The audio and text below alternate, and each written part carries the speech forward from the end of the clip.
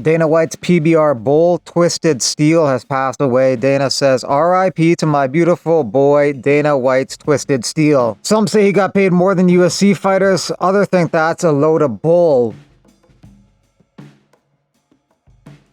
He's more entertaining than a lot of UFC fighters, that's why. Have you ever tried watching a Bilal Muhammad fight?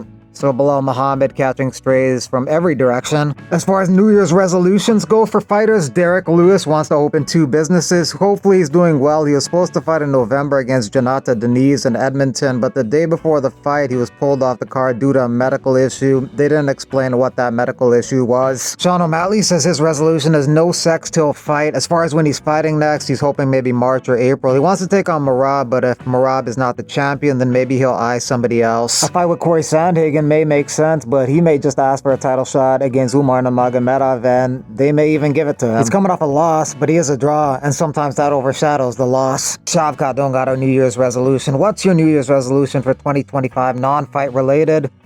No. Sean Strickland gives a very on-brand Sean Strickland answer. I'm a grown-ass man. New Year's resolutions are for women and children. Is that acceptable? He may not call it a resolution, but he's looking to get that middleweight belt back. February 8th in Sydney against Dricus du Plessis. UFC bantamweight champion Merab Dvalishvili's resolution is to spend more quality of time at home in Georgia with family and friends. The past few visits have been filled with meetings and fan gatherings, which I am grateful for, but they came at the expense of relaxing with my family. I hope I can spend time with them this time, maybe find a wife there. My New Year's wish is for peace for all countries, especially sweet home Georgia. And Kayla Harrison says, well, I prefer goals, not resolutions. So aside from being the undisputed UFC bantamweight champion of the world, I'd say my personal goal is to be present in the moment, enjoy the journey, maintain a healthy balance, and be the best possible version of myself, constantly growing and leveling up. She wants to take on Juliana Pena for the bantamweight belt this year, and she more than likely will.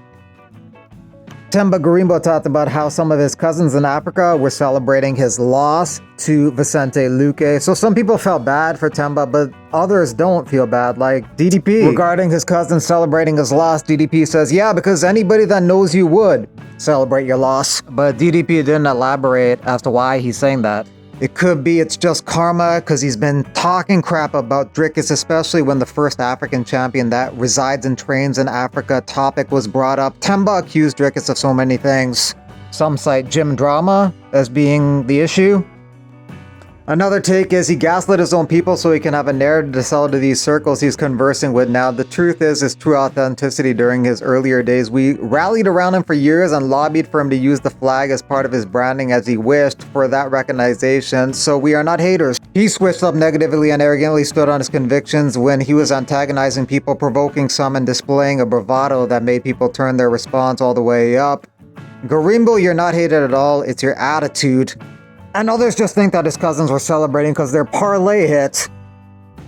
Donald Cowboy Cerrone has put himself back in the testing pool. He wants to return this year. Odds of who his next opponent will be in the UFC: Clay Guida plus 400, Tony Ferguson plus 500, Michael Johnson, Alex Reyes, Alexander Hernandez, who Cerrone beat in the past, Bobby Green, Court McGee, Tim Means, Kurt Hullaba, Ramiz Brahimai, Darius Flowers, Dennis Bazookia, AJ Cunningham, who's dropping down to 135, and Cerrone wants to fight at 185, so kind of crazy bet there. Rich Ramirez, Kiefer Crosby, Adam Fugit, Charles Radke.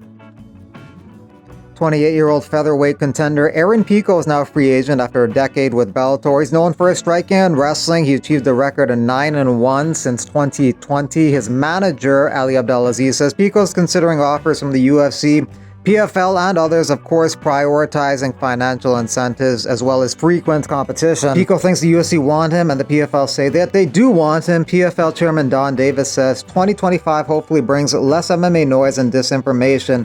PFL offered Pico a title fight and major new contact. We love Aaron, and we look forward to having big fights at PFL for the long term. It would be good if the UFC could get Pico because he's a good fighter, entertaining fight style. He can finish fights in devastating fashion. He put on some really good fights in the UFC, but money talks. He's a big fish in the PFL pond, but a smaller one in the UFC's deep 155 division, so they may undervalue his worth and thus lose out on getting him.